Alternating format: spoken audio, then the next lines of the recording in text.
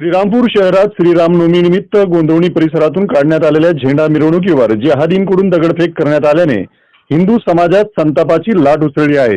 या घटनेच्या निषेधार्थ सकल हिंदू समाजाकडून शहरातील छत्रपती शिवाजी महाराजांच्या शिवतीर्थ स्मारकाजवळ निषेध सभेचे आयोजन करण्यात आले होते। यावेळी मोठ्या संख्येने हिंदू बांधव उपस्थित होते। या सभेत अहिल्यानगरचे राष्ट्रवादीचे आमदार संग्राम जगताप, धर्मरक्षक सागर बेग आणि नगरसेवक आकाश बेग यांच्या नेतृत्वाखाली जोरदार निषेध व्यक्त करण्यात आला। संबंधित घटनेतील आरोपींवर तात्काळ आणि कठोर कारवाई करण्याची मागणी प्रशासनाकडे करण्यात आली। तसेच ज्या ठिकाणावरून दगडफेक करण्यात आली त्या सय्यद बाबा दर्ग्याचे अवैध अतिक्रमण हटवून ते तात्काळ जमीनदोस्त करण्याचीही मागणी आंदोलकांकडून करण्यात आली। या घटनेचा भीमप्रहार न्यूज मराठीने घेतलेला हा विशेष आढावा। श्रीरामपूर नगरीमध्ये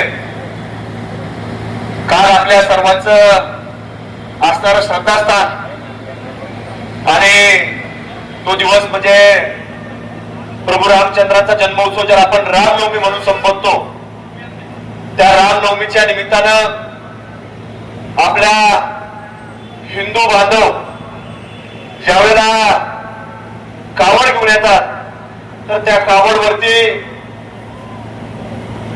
दगडफेक करण्याचा काल मोठा प्रयत्न आपल्या या श्रीरामपूर नगरीमध्ये झाला।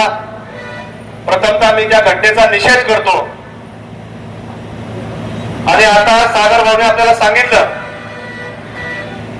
की वास्तविकता जर आपण पाहिली तर या भारत भूमीमध्ये तसं कोणाची हिंमत होता कामा नाही की आपल्या सर्वांच्या श्रद्धास्थान, प्रेरणास्थान आणि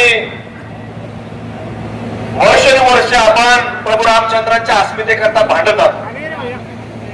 पण अस्मिता भांडत असताना, अस्मितेकरता प्रयत्न करत असताना मंदिर उभं राहिलं, पण हे मंदिर कोणाला खपत नाही। आणि मग तिथं जेव्हा निर्णय झाला की मंदिर तिथंच उभं राहणार, अयोध्येमध्ये उभं राहणार, मंदिर उभं राहिलं।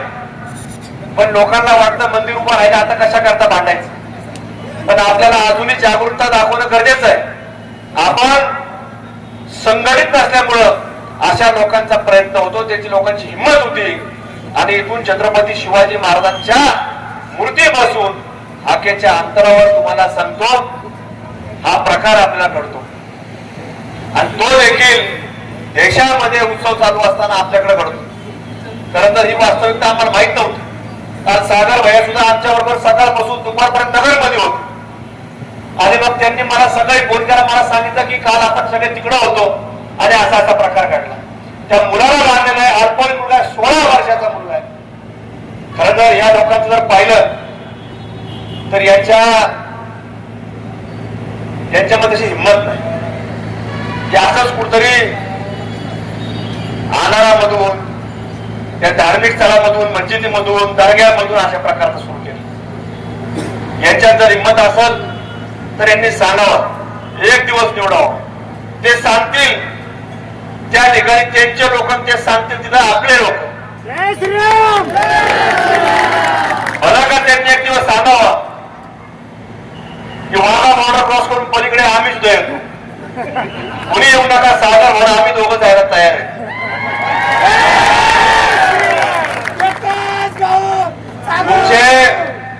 त्यांचे आता लोक तिकडून यायचे बंद झाले, ते आता आपल्या लोकांना फितूर करायला लागले।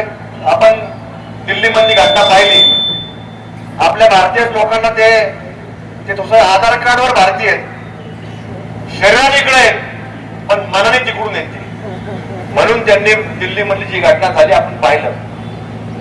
पण सागर भाऊ आपल्या दोघांची तयारी आहे, आपल्या बरोबर आपण जरी दोघं जायचं म्हटलो, मला विश्वास आहे की भारताचे करोडो लोक हे आपल्या बरोबर वाघा बॉर्डर करून सुद्धा पलीकडे येतील आणि त्यावेळेला आपण ठरवू, मग बघू कोण राहत आहे। आमचा अजिबात हेतू नसतो की कोणाला अडवणूक करायचा, कोणाला त्रास द्यायचा।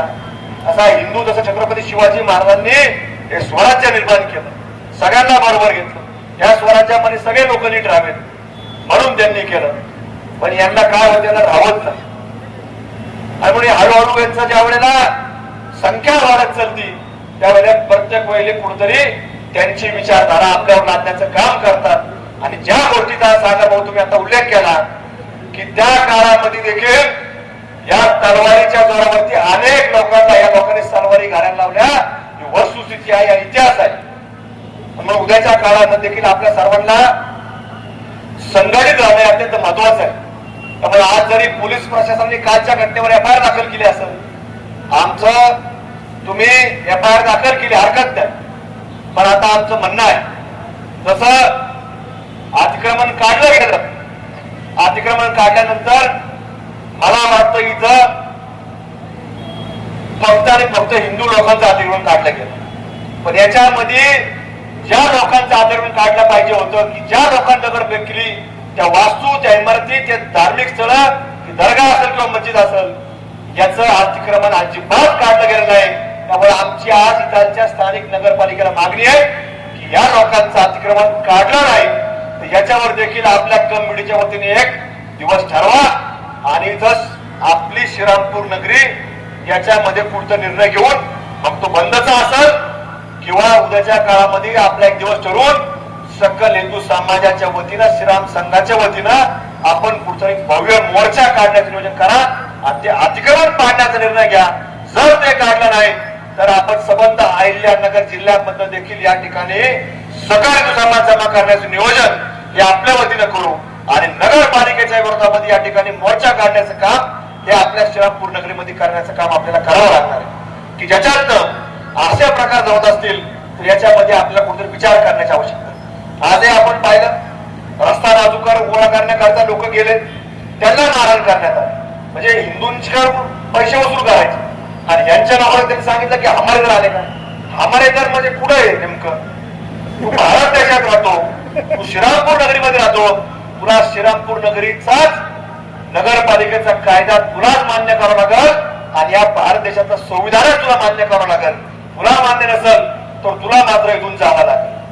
हे वास्तविकता आपल्या प्रत्येकाला सांगणं गरजेचं आहे आणि आपण सांगत नाही, बोलत नाही, म्हणून तुम्हाला सांगतो ही कालची घटना घडलेली आपल्याला संघटित राहणं अत्यंत गरजेचं आहे. आकाश भाऊनी काल नगरपालिकेमध्ये मागच्या जनरल बॉडीमध्ये त्यांनी सांगितलं की या सगळ्या बाबतीमध्ये त्यांनी आवाज उठवला, पण आपल्याकडे आता हे प्रश्न हे दिवसांदिवस वाढत चाललेले, तुमच्याकडे वाढत असं आहे, बऱ्याच ठिकाणी वाढत चाललेले, पण याला जागच्या जागेवर जर तुम्ही प्रत्युत्तर दिलं नाही तर तुम्हाला सांगतो उद्याच्या काळामध्ये आपल्याला हळूहळू हे रामनवमी उत्सव किंवा राम जन्म उत्सव हा सुद्धा बंद करण्याकरता भाग पाडतो. तुम्ही पाहिलं नाही, आता किती लोकांना माहिती मला माहिती नाही, पण तुम्ही भारत देशाचा कोपरा, श्रीनगरचा जो कोपरा आहे तिला सुद्धा सागर भैया काल मोठ्या उत्साहामध्ये प्रभू रामचंद्रांचा मोठा उत्सव त्या ठिकाणी साजरा झाला, तिथून भव्य दिव्य मिरवणूक देखील काढण्यात आली. म्हणजे हे भारत देशामध्ये पूर्वी कधी घडत नव्हतं, श्रीनगरमध्ये कधी घडत नव्हतं, पण श्रीनगरमध्ये देखील आपल्याला तिथं हिंदू संघटित झाल्यामुळे आपल्याला कालचा प्रकार तिथं आपल्याकडे पाहायला मिळाला. पण हा जो प्रयत्न आहे कालचा कावड यात्रेचा हा कशा करता केला माहिती की तुम्हाला? तुम्हाला वाटतं काल असं काहीतरी घडलं असं, पण तसं नाहीये. ही तुमच्यावरती ट्रायल झाली. काल काय झालं? ही ट्रायल झाली. म्हणजे पुढच्या वेळेला घरचे लोक म्हणले पाहिजेत घरात बस, त्या कावड यात्रा जाऊ नको. म्हणजे फक्त आणि फक्त ही कावड यात्रा बंद करण्याचा प्रयत्न हा कालचा झाला आहे. म्हणजे पुढच्या वेळेला आपले लोक म्हणणार तू घरात बस, तिकडे काय जाऊ नको. म्हणजे आपल्या प्रथा आणि परंपरा ज्या पिढ्याला पिढ्या चालत आल्या तर तो बंद करण्याचा ट्रायल होती कालची. पण तुम्हाला त्यांना आपण सांगितलं पाहिजे आज की हे तुम्ही जे सगळे जमलेले ते तुम्ही ट्रायल वगैरे काय घेऊ नका. तुमची आता लवकर पाडण्याची ट्रायल नाही, डायरेक्ट पाठवून टाकणार आहे. हे मात्र त्यांनी आज सांगण्याकरता आम्ही सगळे या ठिकाणी आलो. आपल्या पारंपरिक गोंधळीमधून रामनवमी निमित्त निघणाऱ्या झेंड्यावर दगडफेक झाली. दगडफेक झाल्यानंतर आम्हाला उशिरा जरा कळलं तर आपल्या इथं दगडफेक झाली. त्यानंतर आम्ही जेव्हा पोलीस स्टेशनला आलो तर खरं तर प्रशासनाचं पण आभार मानलं पाहिजे. प्रशासनाने आपलं गुन्हा लगेच दाखल करून घेतला आणि तिथं जी ऍक्शन घ्यायची ती पण झाली. पण फक्त गुन्हा दाखल करणे आणि त्यांना अटक करणे हा आमच्या याच्यात समाधान होणार नाही. ज्या मस्जिदून दगड आला ती मस्जिद पाडली पाहिजे.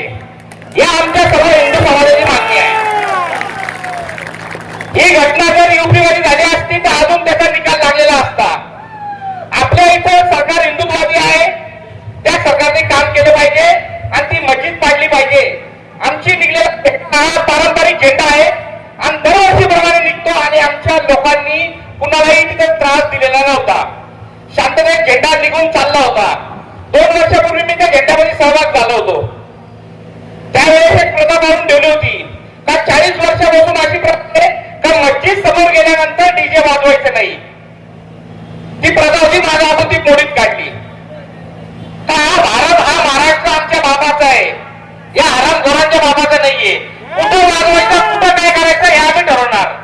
काल जी दगडफेक झाली त्याचा फक्त आम्ही निषेध करणार नाही. आरोपी निष्पन्न होऊन द्या, त्यांना दाखवून देऊ त्यांना कुठं पाठवायचे आणि त्यांना पाठवल्याशिवाय 72 हवांकडे पाठवल्याशिवाय आम्ही पण शांत बसणार नाही. लक्षात घ्या का प्रभू श्रीरामाच्या झेंड्यावर दगड हाणून त्यांनी खूप मोठी चूक केलेली आहे. मी मागच्या एक सभेतून सांगितलं होतं त्यांना का जर तुम्ही दगड मारला तर दगडचा प्रत्युत्तर गोळीने भेटेल आणि या त्यांना आम्ही दाखवून देऊ. फक्त दगड फेक करू शकतात. यांच्यातून समोर येऊन लढा बिचारे हिंदू लोकांना. भैया 16 वर्षाचा मुलगा, आज त्या बिचाऱ्याचा पेपर होतो, त्याचा पेपर होता त्या लहान मुलाचा. 16 वर्षाच्या मुलाला मारले या लोकांनी. अरे मारलं तर मारलं, प्रत्येक व्यक्तीला जे दिसतंय तो दगड आलेल्या मस्जिद मध्ये. हे उत्तर प्रदेश मध्ये होऊ शकतं, मध्य प्रदेश मध्ये होऊ शकतं, तर महाराष्ट्रात का होत नाही? महाराष्ट्रात छत्रपती शिवरायांची जन्मभूमी आहे आणि आपल्याला आज इथं मोर्चा घेऊन बोलावं लागतं की मस्जिद अनधिकृत आहे, त्याला तुम्ही तोडा. एवढी शोकांतिका आहे. संत म्हणून ठेवले आपल्या हिंदू लोकांना सगळ्यांनी. म्हणजे आपण येण्यासारखे फक्त मोर्चे काढायचे का? येण्यासारखे इकडे जमा व्हायचा का? एवढे नगरसेवक निवडून आले, इथं जेवढे आले फक्त 5-7 लोक आहे भैया. 37 ते 38 नगरसेवक आहे. 8 सोडले सगळे हिंदू आहे. बाकी लोक एकही इथं आले नाही, याचा आम्हाला दुःख वाटतं भैया. कारण की तुम्ही राजकारण करतात हिंदूंच्या मतावर, निवडून येतात हिंदूंच्या मतावर. ज्या वेळेस हिंदूंना अडचणीत आता हिंदू आपला अडचणीत येतो त्यावेळेस ते घरात जाऊन बसून घेतात. आणि भैया ही परिस्थिती यायला नाही पाहिजे. समजा तुम्ही सागर भैया प्रत्येक ठिकाणावर जातात.